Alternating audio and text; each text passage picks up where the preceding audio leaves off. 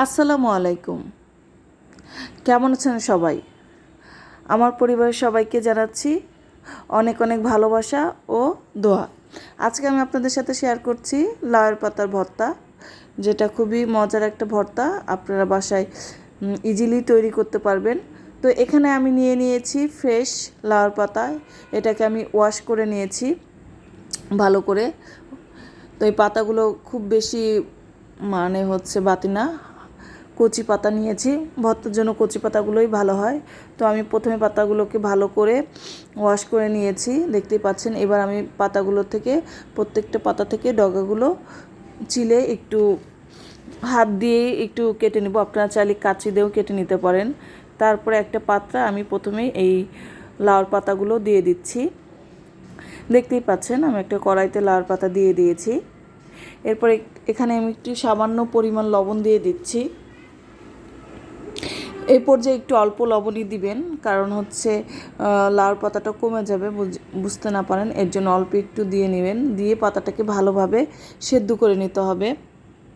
তো এখানে আমি দেখতেই পাচ্ছেন পাতাটাকে কিভাবে, এখানে যেটা করতে হবে, পাতার যে পানিটা বের হয়েছে এই পানিটা রাখা যাবে না, সম্পূর্ণ পাতাটাকে ড্রাই করে ফেলতে হবে। আমি এখানে চুলার ফ্লেমটাকে লো হিটে রেখেছি। তো আমার পাতাটা সেদ্ধ করা হয়েছে।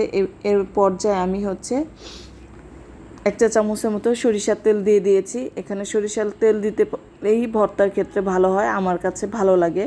তো আপনারা সরিষার তেল না থাকলে সয়াবিন তেলও দিতে পারবেন।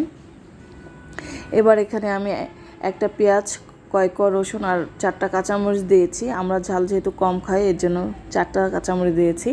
আপনারা যারা ঝাল পছন্দ করেন তারা আরও বেশি দিতে পারেন। এবং আমি এখানে আর কয়েকটা ধনেপাতাও দিয়ে দিচ্ছি, যেটার কারণে আরেকটু লাউয়ের পাতার সাথে ধনেপাতার স্মেলটাও ভালো লাগবে। এই তো আমি রসুন ধনেপাতা এগুলো বেটে নিয়েছি। এই যে আমার ফাইনাল লুকটা দেখতে পাচ্ছেন।